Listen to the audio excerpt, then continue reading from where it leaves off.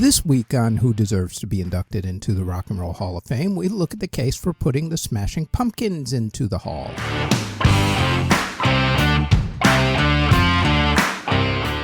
This week, we're going to look at the case for putting the Chicago, Illinois group, the Smashing Pumpkins, into the Rock and Roll Hall of Fame. Although the band has gone through a few different lineup changes, the classic lineup was Billy Corgan, James Iha, Jimmy Chamberlin, and Darcy Retzky. Darcy is the only one of the four at the moment who is not reunited with the group. Billy Corgan is the chief songwriter for the group and is the one who really guides that ship. He also, by the way, has a really good podcast interview show on YouTube called The Magnificent Others. It's worth checking out. As we always do, let's look at both sides of the equation, check the merits of the arguments for putting them in and also for keeping them out.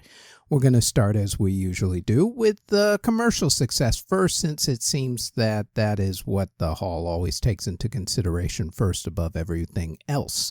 Then we're going to look at their critical acclaim and then see why they should be inducted and why they shouldn't be inducted. So, like we do every week, to the tail of the tape we go. Since they burst onto the scene with their debut album Gish in 1991, the Smashing Pumpkins have released 13 studio albums, 10 live albums, and 6 compilation albums, along with being on 10 soundtrack albums, 3 box sets, and 7 EPs. Of those, 7 studio albums and 2 compilation albums hit the top 40 in America.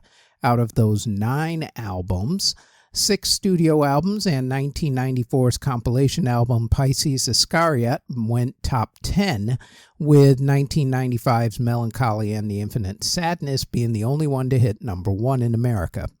That album was also nominated for an Album of the Year Grammy, although it didn't win. Melancholy was by far their biggest selling album with over 10 million certified copies sold, which is extremely impressive since it's a double CD. Their next biggest selling album was 1993's Siamese Dream, which was certified to have sold 4 million copies. Their 1991 studio album, Gish, and their 1998 studio album, Adore, along with 1996's box set, The Aeroplane Flies High, were all certified platinum, while their 2000 album, Machina, The Machines of God, and their 2007 album, Zeitgeist, along with their 2001 compilation album, Rotten Apples, and their 1996 EP, Zero, were all certified gold. In the UK, 6 studio albums and their 2001 compilation album Rotten Apples all hit the top 40, with 5 of those studio albums going top 10. None of them hit number 1 in the UK. The group had their Melancholy album certified platinum, 2 studio albums certified silver, and 2 studio albums and their Rotten Apples compilation album certified gold.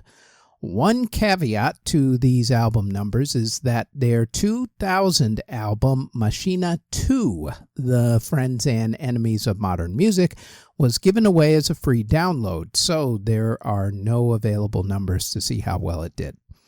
Overall, the group has sold 30 million albums, with almost 20 million of those being sold in America alone. On the singles chart, they had 67 singles, with 33 of those hitting the top 40 on the various American charts. Of those 33, 18 hit the top 10, with 1996's song 1979 hitting number 1. In the UK, 10 songs hit the top 40, with 2 of those going top 10. 1997's The End is the Beginning is the End from the Batman and Robin soundtrack went to number 10, and 1996's Tonight Tonight was their biggest charting single at number 7 in the UK.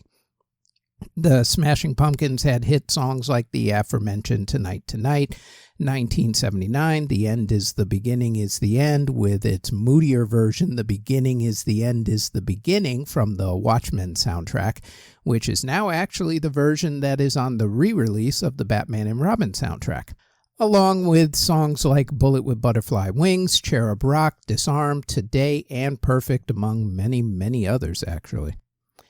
The Smashing Pumpkins were also well known for their music videos, especially the video for the 1996 song Tonight Tonight, which won 6 awards at the MTV Video Music Awards, including Video of the Year. In total, throughout their heyday, they were nominated for 16 MTV Video Music Awards, winning 7 of them, 6 for the aforementioned Tonight Tonight, and 1 more in the same year for Best Alternative Video for the song 1979. They were also nominated for 3 MTV Europe Video Awards, winning 1, 2 American Music Awards, winning 1 in 1997 for Favorite Alternative Artist, nominated for 1 Brit Award in 1997, 12 Grammy Awards, winning 2, both for Best Hard Rock Performance, and nominated for 1 Juno Award. Their albums Siamese Dream and Melancholy in the Infinite Sadness both have made Rolling Stone magazine's 500 Greatest Albums of All Time list. Drummer Jimmy Chamberlin has made a couple of those Greatest Drummers of All Time lists as well. Artists who were influenced by the Pumpkins include My Chemical Romance, Marilyn Manson, The Deftones, Third Eye Blind, Fall Out Boy, Panic at the Disco, Tegan and Sara, among many others.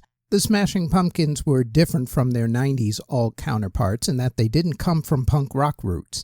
Their music, with a few exceptions, was always more melodic than Soundgarden or Nirvana or any group from the Seattle area.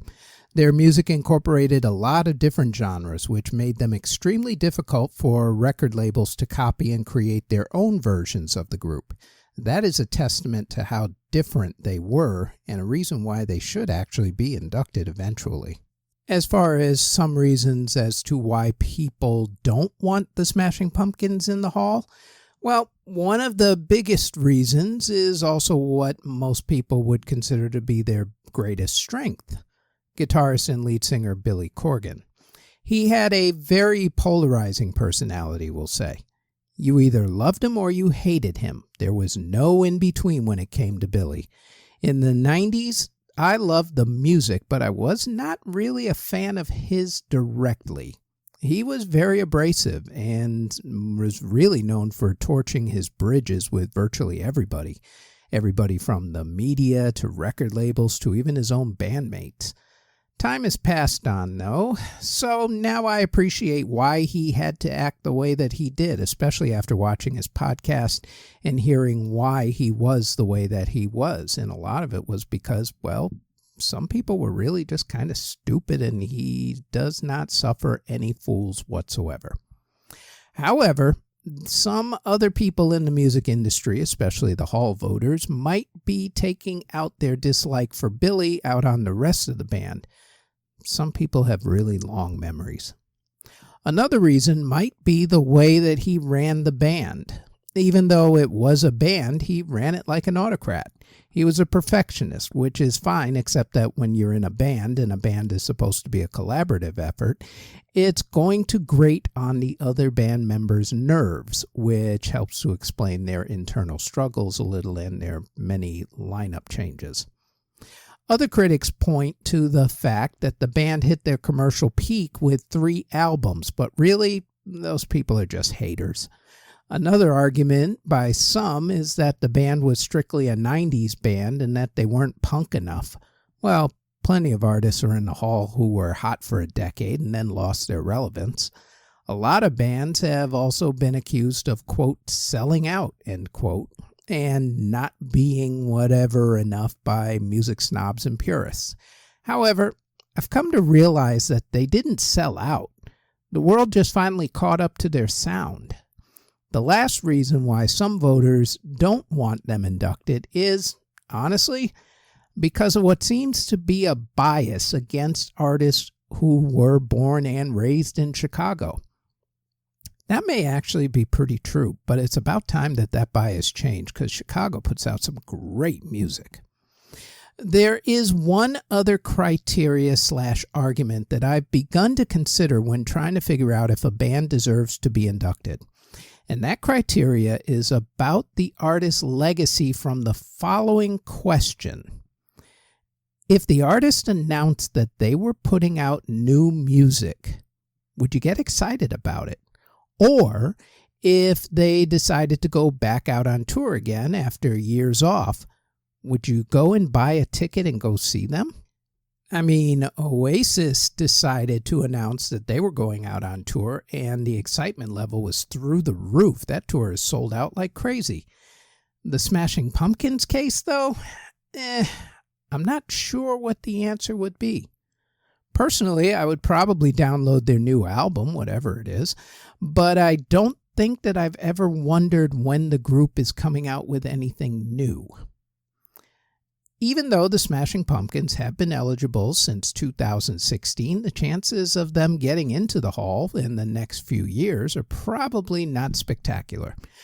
Here's the reasons. For starters, the Hall is not done, it seems, putting in every single 60s band that they can find, apparently.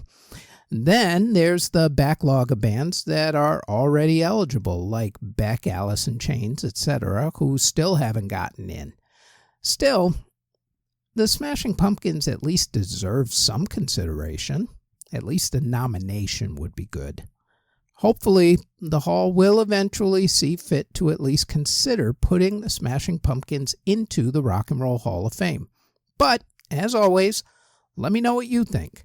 Do you think that the Smashing Pumpkins do deserve to be inducted into the Hall of Fame? Let me know in the comments section. Play nice. Don't tell me that the Hall sucks. We all know it does. That's why we do the podcast, so that we can all vent about it. But I don't need to know that. Just let me know whether you think that they deserve to be in, whether they don't deserve to be in, and give me the reasons why. Or why not? And that is it for who deserves to be inducted into the Rock and Roll Hall of Fame. We also invite you to check out our other podcast, the Music History Today podcast, where we go over what happened on that date in music history.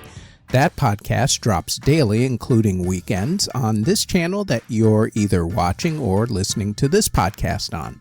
We also have the Music History In-Depth podcast, where we go more in-depth into the events that happened for that week in music history.